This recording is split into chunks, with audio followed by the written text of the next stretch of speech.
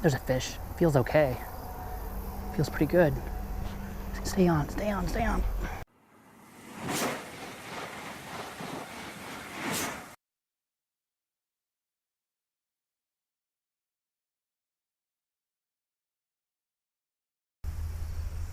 Hi everyone, Corey here with Team Cramer Fishing. I'm going to be back in action today for the first time in quite a while filming. And I was going to take some live bait out today, but I just decided I'd take it easy and do a little exploring. Going to aim for targeting smallmouth bass here on the Skunk River. I'm going to hit up a spot I fished once before but never filmed. And then I'm going to go exploring some new spots and really just trying to kind of relax and have some fun. The kids are in school. It's not prime time, really feeding time, where it's like 9:30 in the morning or something like that. So the bite might be tough, but I'm gonna try to pull a couple out of here. If nothing else, I'll see if I can find a couple holes on the river here. All right, let's go. All right, got some weeds to walk through here.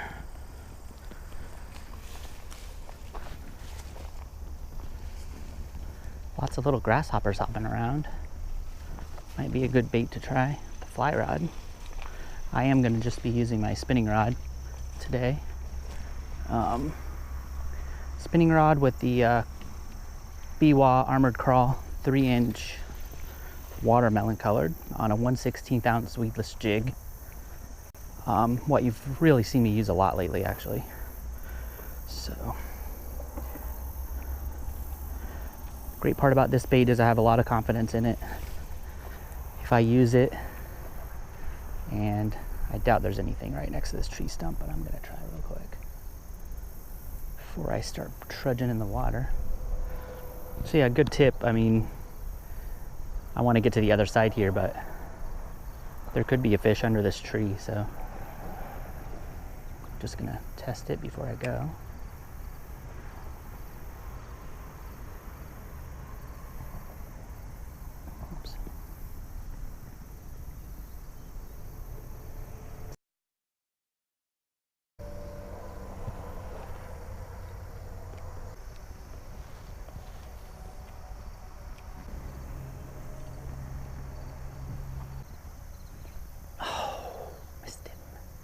Might have been a sunfish. Fish on. Feels like a smallie. Oh, he spit it. Dang. He wasn't real big. Yeah, that weed guard got in the way of my hook set.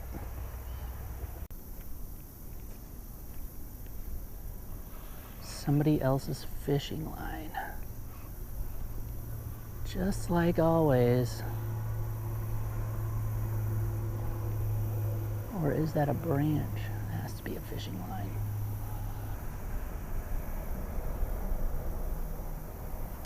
All right, I'm gonna go get this out. Maybe.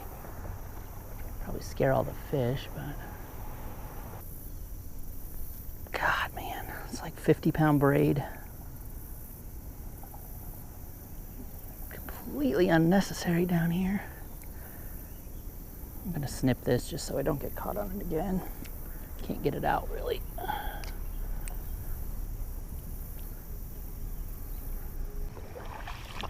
Seriously, folks. I mean, 50-pound braid. I'm using 6-pound mono. I've never lost a fish yet in this river with 6-pound mono because of the line. At least not the Stren and Suffix. You want about a 0.25 diameter, 6-pound. Some of these guys go down to like 0.2 and they call it 6-pound. That will break off, but if you get up to the 0.25, definitely no need for 50-pound braid. And look what you end up doing. You end up losing, you lose your whole rig because people don't know how to get their braid out. And then other fishermen like me come along. I actually see a tub of worms over there. That's probably the same person that littered with their worms is the same idiot that's using 50-pound braid down here. I lost a 2-pound smallmouth earlier this year because of someone's braided line just like that. And I had to wait out and try to get my lure out of the water. And the fish got off as I was reeling them in. Very frustrating. And it's always like 30 to 50 pound braid. I mean, just like this ridiculous strength. This looks interesting.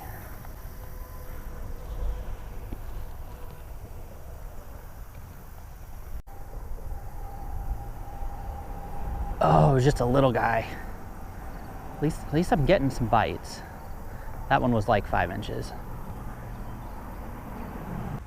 Well, this looks interesting. Stuck on something down there real good.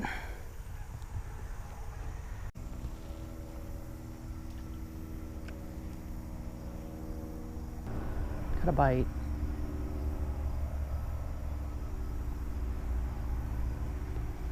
Fish on. Oh man, I let him chew it a long time. Must have been a little fish trying to choke it down.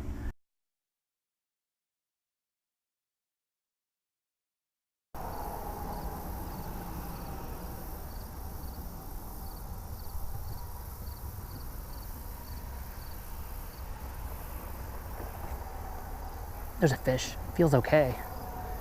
Feels pretty good. Stay on, stay on, stay on. Oh yeah. That is a nice freaking smallmouth. Oh my gosh, I was on my way out. Seriously, that was like my last cast.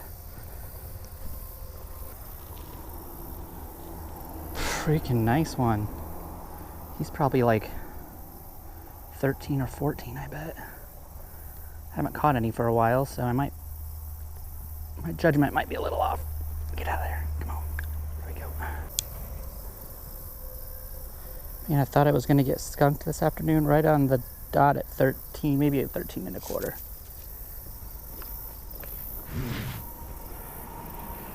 All right, might be able to make a little video now. It's nice to come out. I found a couple new spots, and this was one of them. I had a bite here earlier on the craw. The craw really wasn't flowing the way that I wanted it to in the current, the way the current is right now. So I switched up. Got this nice guy. All right, go on back, little girl. Nice. I might go hit up my other spot one more time with this. All right, I even managed to save my worm, which is pretty amazing. Let's see if we can get another one or two out of here. That would be awesome. That was my last cast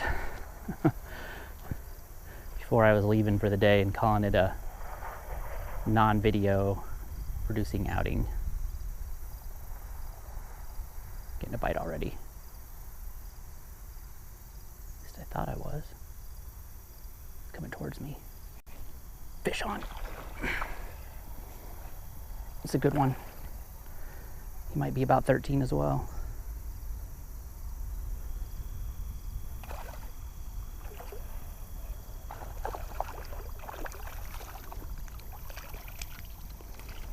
Nice. Nice one. He's a solid 12. Just a little bit smaller than the last guy. Good looking fish. Good fighter. All right, let's let that guy go. Okay, I'm back at the car here. All in all, not a bad little outing. I mean, I was only out there for maybe like an hour. The battery in my phone started to die, and I'm kind of on call with the kids being in school. People need to be able to contact me and stuff, so I didn't want to hang out there too long with my phone battery almost dead. For this time of day, I mean, the sun is pretty high in the sky right now. Pretty tough time of day to fish, and I haven't been out for a while. I think it was still a pretty successful outing. The problem with the craw was, one, it's the wrong time of day. Crawfish are usually hiding during the daytime, so bass aren't really looking for them. Two was the current was flowing in such a way that it's kind of hard for me to explain here, but basically the craw wasn't getting the type of action that it wanted. In the areas where most of the areas where the fish probably were, there was enough current that they were turning that craw and flattening it out. So it was just hard to get the right technique down for it to look really good. I did have some small bites on it, I think, and I did have one kind of bigger fish on it, maybe like a 10-incher that got off. And then the smaller ones I think might have been either really smallmouth or some sunfish. But I didn't catch any of them. I was just about to get skunked, and literally on my last cast with a wacky rigged finesse worm, which is kind of my backup. And what happened with that was it was just flowing down in that faster current easier, and it looked a lot more natural. It was even doing a little bit of a roll, you know, and it looked really good in the water, and so that's why that ended up working, and that's usually my backup if the craw isn't working. So hey, got a nice 13-incher, a nice 12-incher, found I think 2 or 3, probably 2 good new holes that I can hit for sure on the kind of exploration part of the trip. And then south of that, I kept going a little ways and it just didn't look good at all. So I'm probably not going to head down that direction very often. Or again, I might drive farther down and check that out. But overall, you know, good outing, kind of get back in the swing of things since I've been completely out of commission for like 2 weeks.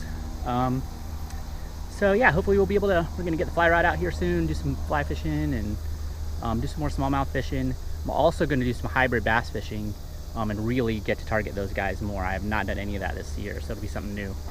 All right, thanks for watching Team Cramer Fishing, and make sure to like, subscribe if you like the video, and we'll see you again.